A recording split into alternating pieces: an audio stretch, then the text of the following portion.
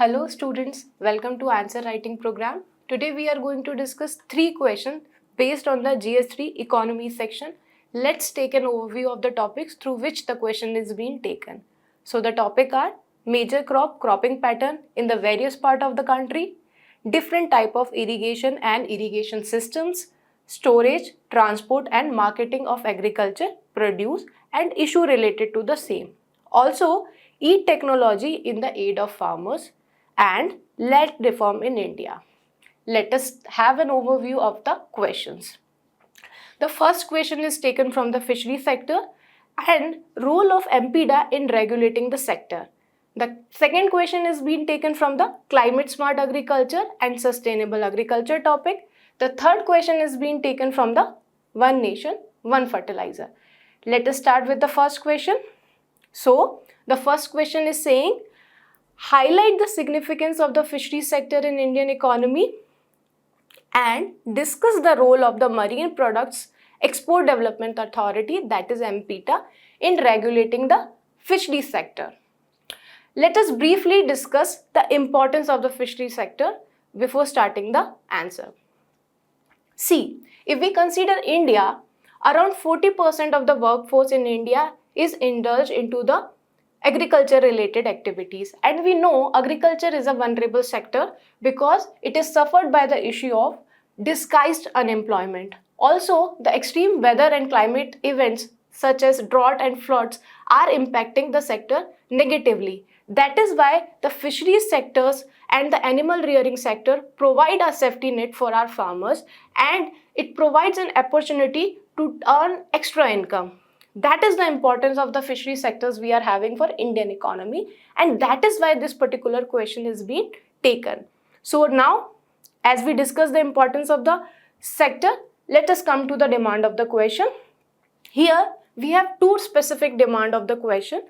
In the first part of question, they are asking about the significance of the sector for the Indian economy, and in second part of the question, specifically they are asking about the role of MPDA in regulating the sector to promote the sector.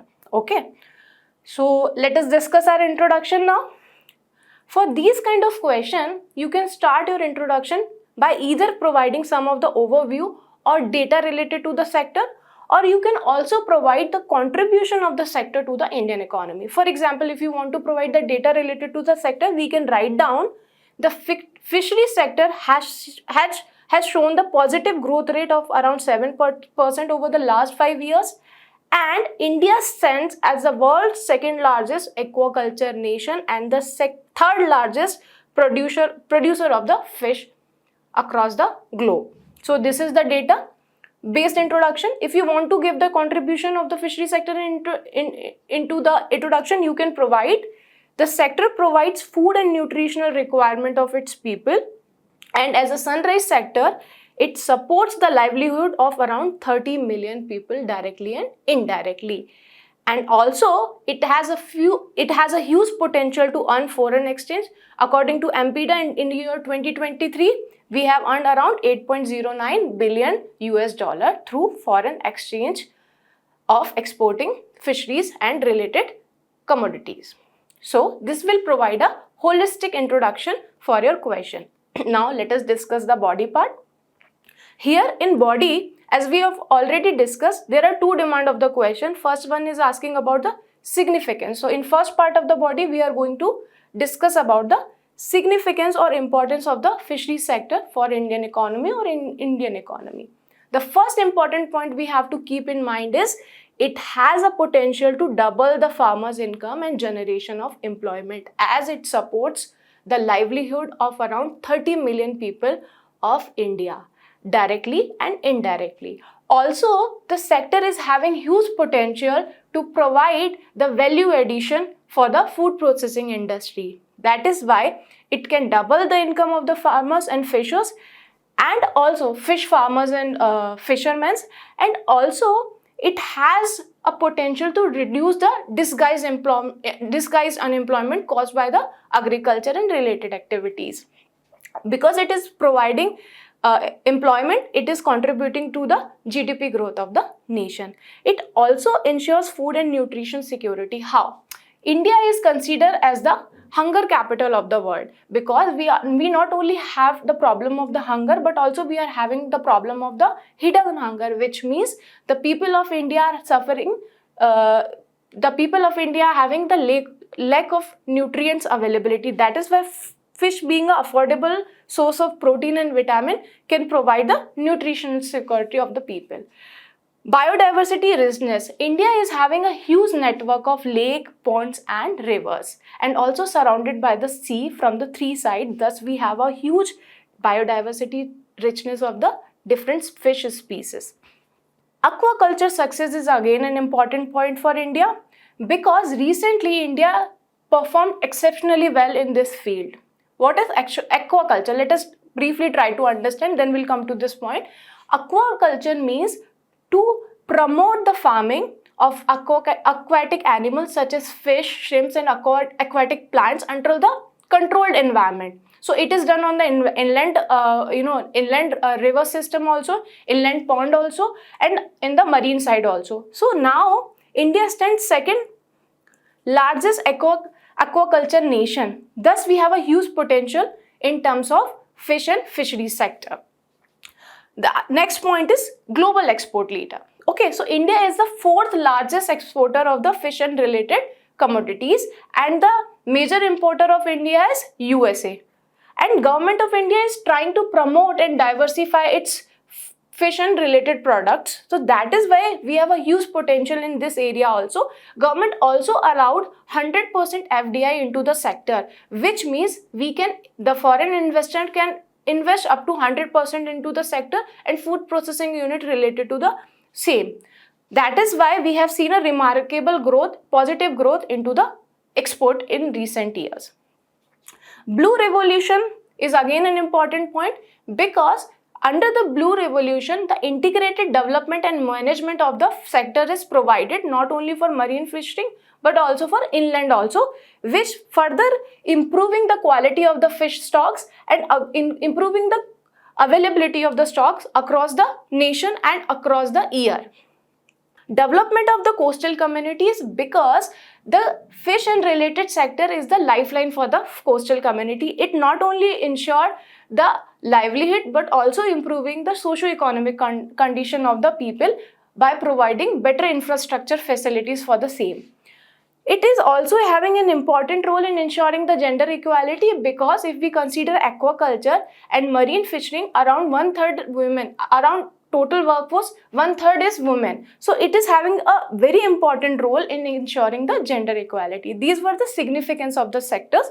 Now let us discuss about the role of the MPDA. What is MPDA?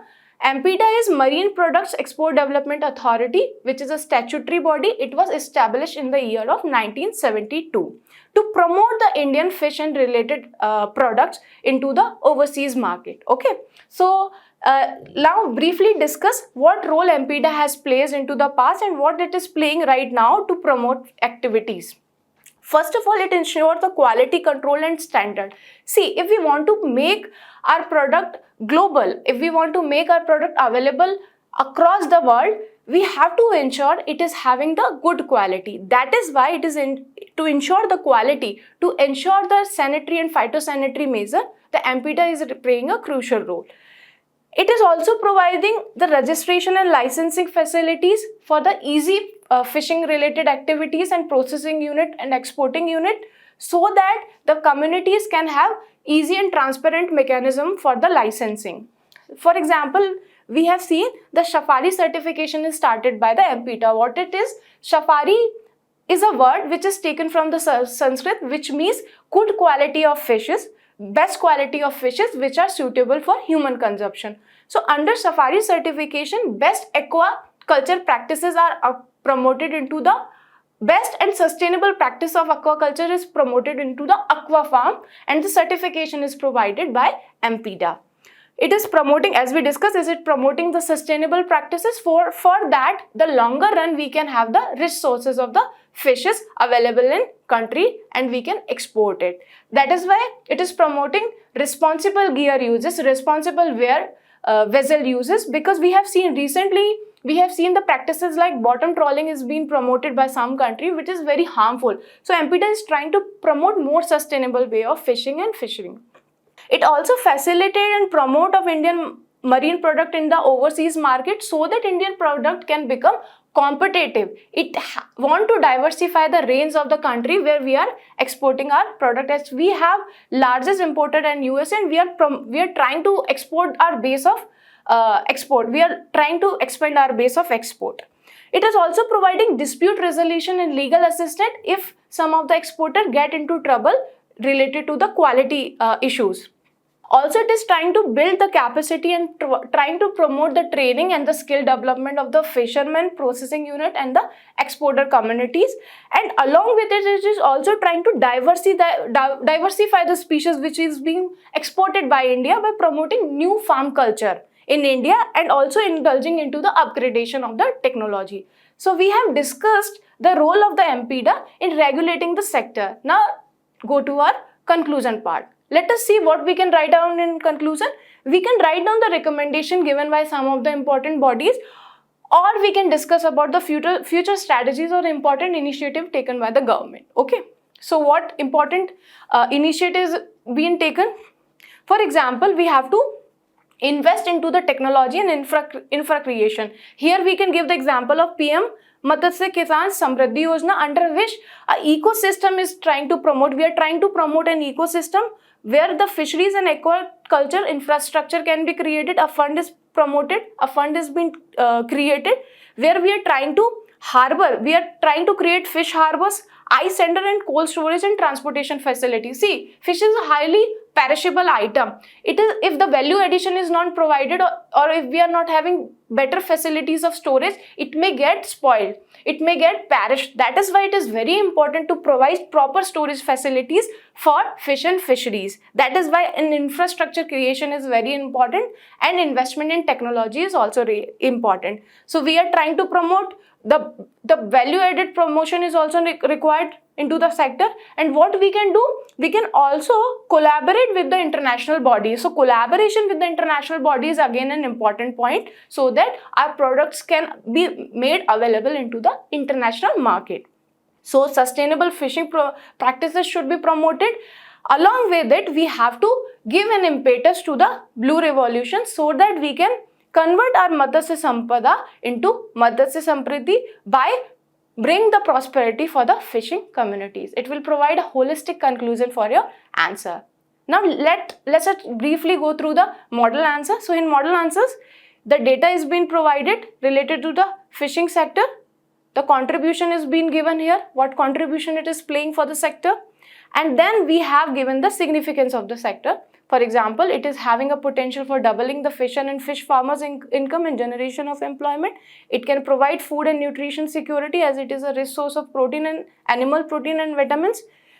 India is having a biodiversity richness, so we have a potential, and so on. And here we have discussed into the role of MPDA, that it ensure the quality control, registration and licensing. It provides dispute resolution, and it is also promoting diversification of the species.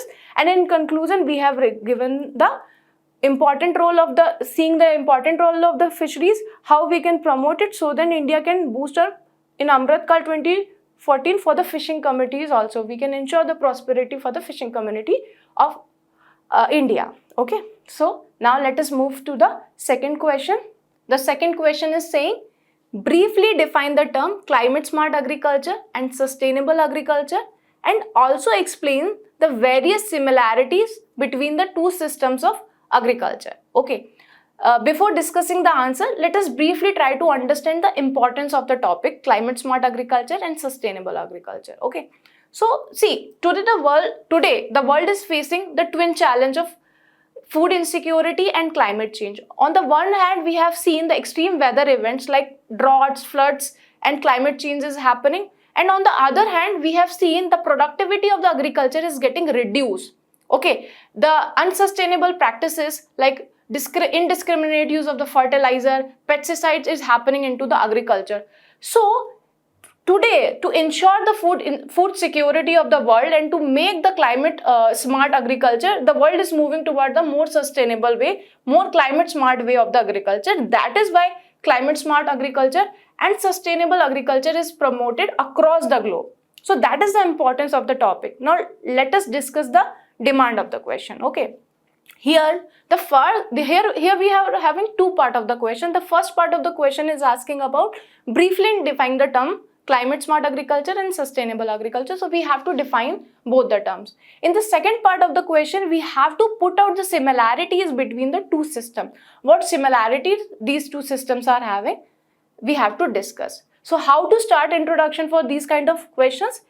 Here simply we have to define the terms. Okay. So what is climate smart agriculture?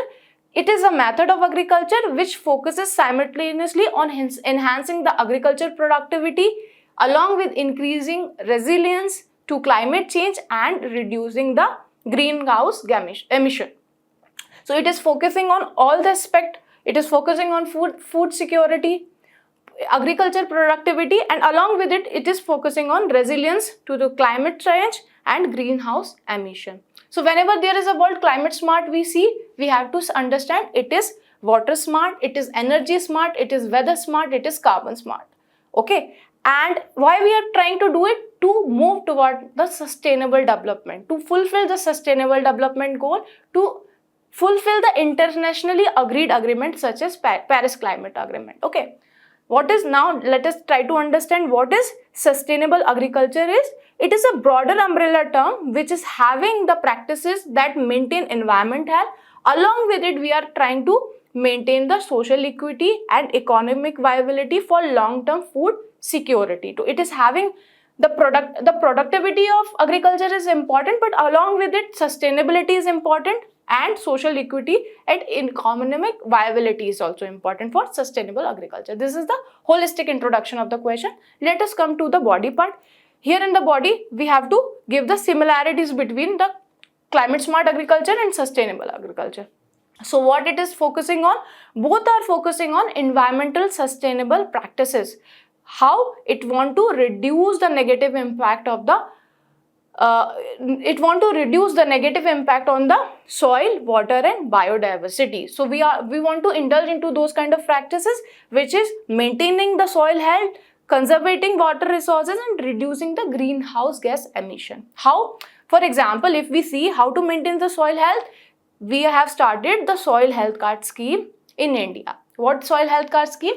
Under it, a report card, a kind of report is being generated by the government and which is provided to the farmers, and through this report farmer can understand what quality of soil it is having and what nutrients the soil is enriched and what nutrient deficiencies there into the soil. So then the farmer can take a much more informed decision related to the inputs and fertilizer. So it is a step in maintaining the soil health by sustainable environmental practices.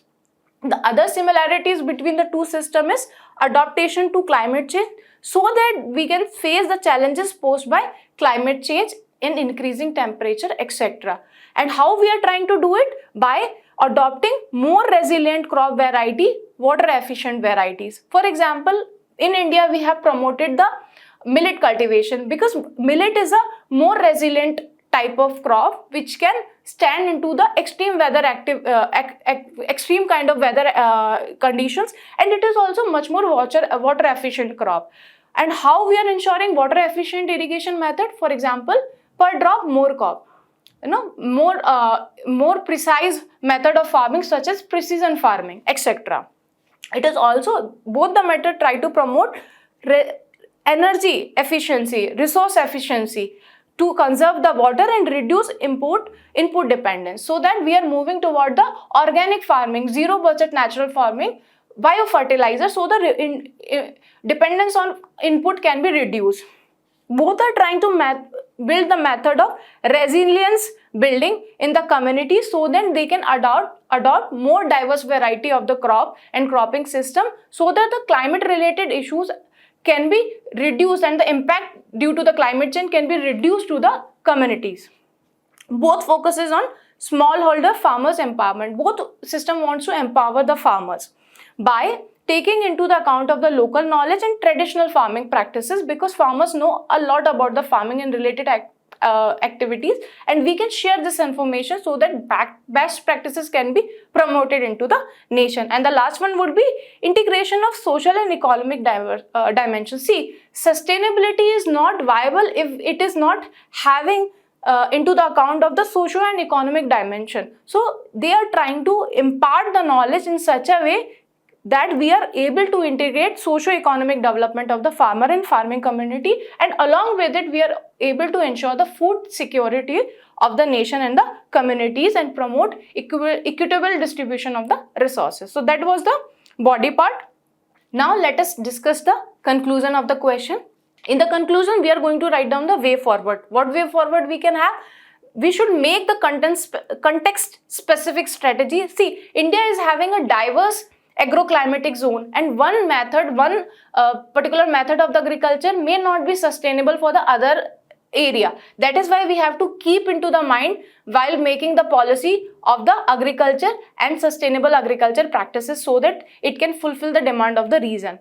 The approach should be farmer-centric. Why farmer-centric approach? Because we know in India around 85% farmers are small and marginal ones. So whenever we are making some policy, we should always keep in the mind what is the requirement of the farmers, what is the vulnerabilities of the farmers they are having, and we can involve into those community into the decision making, and also build the capacity of the farmers before implementing any of the policy related to the sustainable or climate smart agriculture. Market incentives should be there. Why market incentive? For example, government procure a lot of different kind of material, and if we are not promoting procurement of the sustainable commodities, it is not going to be viable for the communities, farming community. That is why there should be a market mechanism that rewards sustainable practices. So here, for example, government India, to promote the organic farming, government of India provided a easy mechanism of certification related to the organic farming, which promote the products not only in India but across the globe also. We also put out the collaborative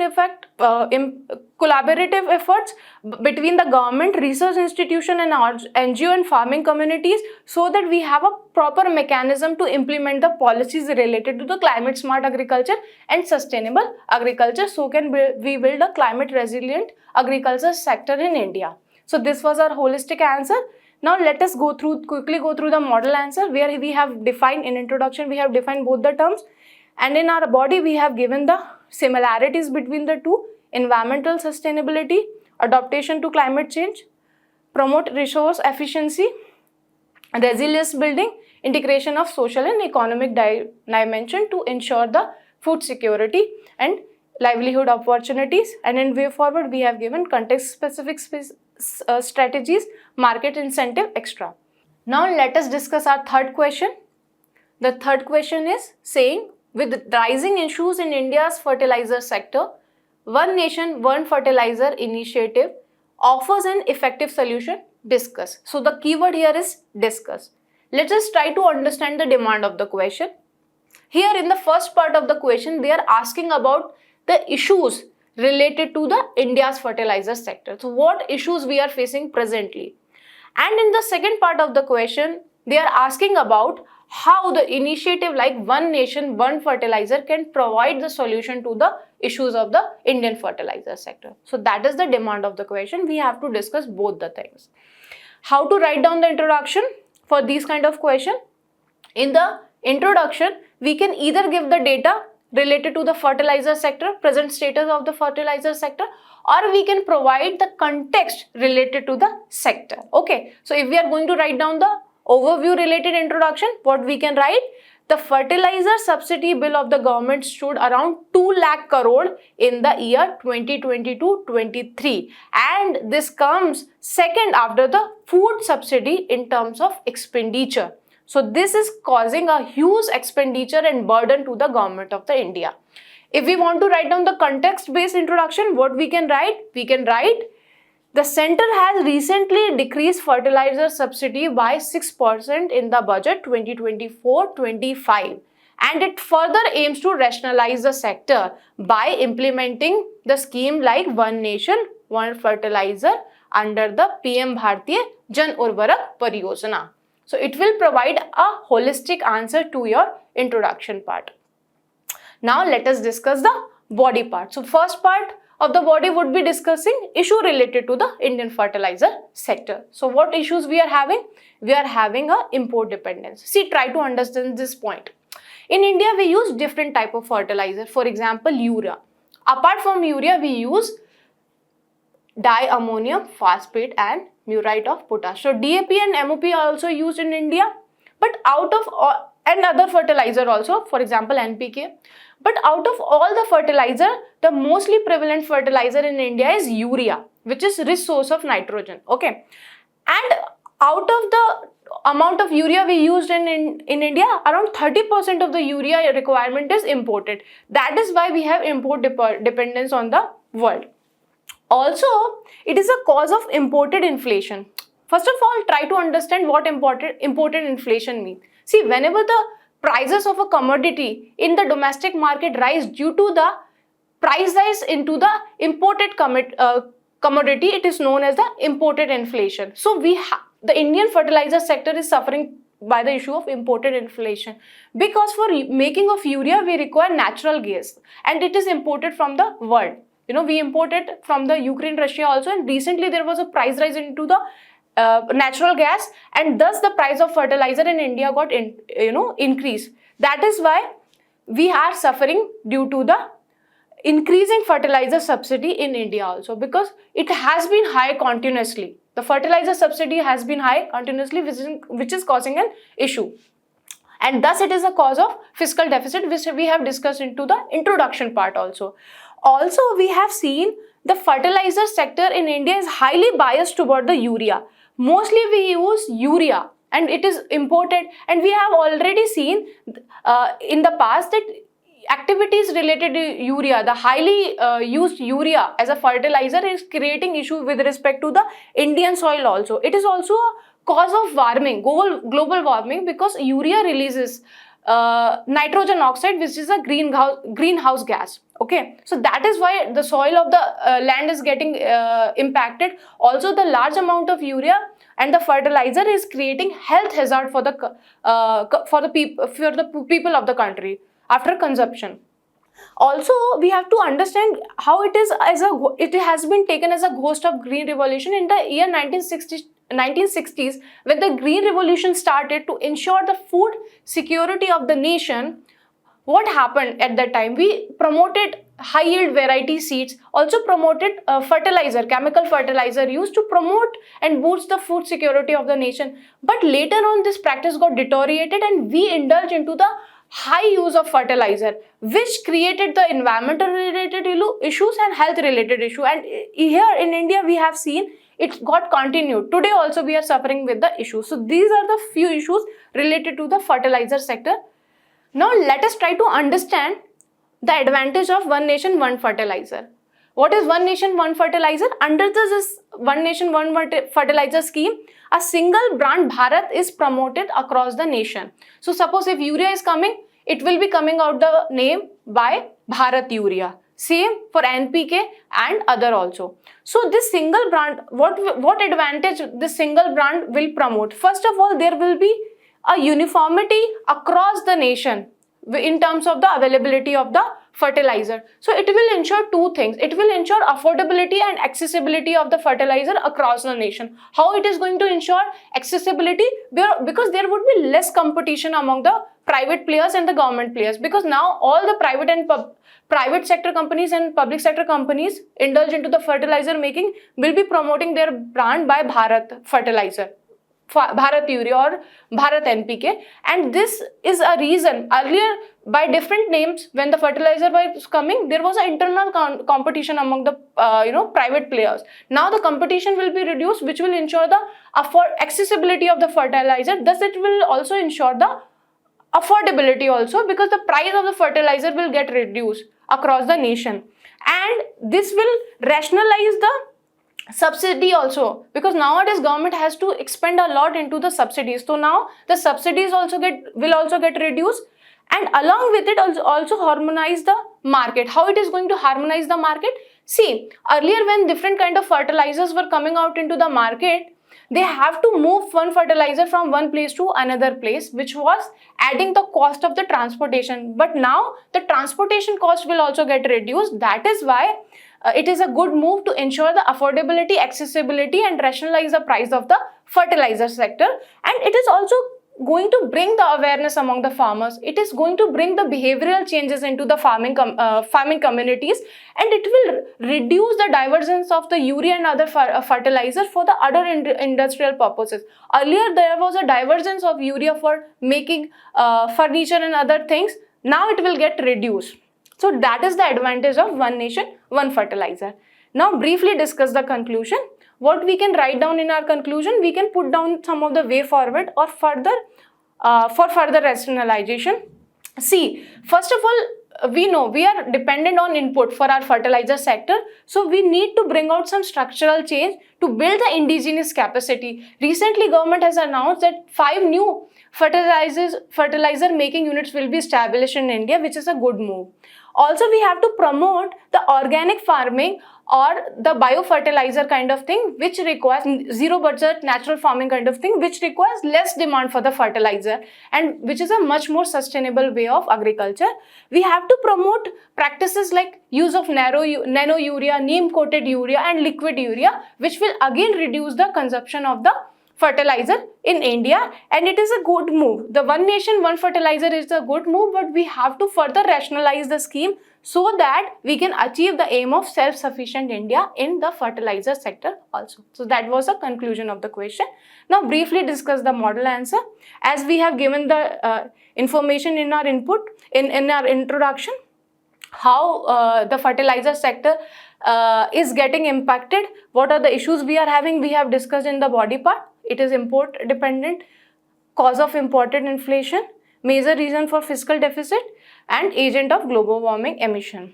And in advantage of one nation, one fertilizer, we have discussed the provision of the scheme, how it is reducing the cost of the fertilizer, and we have discussed about how it is going to rationalize the subsidies and the reducing of the freight charges, and it will aware our farmers. It will make them much more informed so that they can take a right decision. And in way forward, we need structural reform in the sector, and one nation, one fertilizer is a good move to ensure the same. So that was the discussion for today. Thank you very much for the discussion. Have a nice day.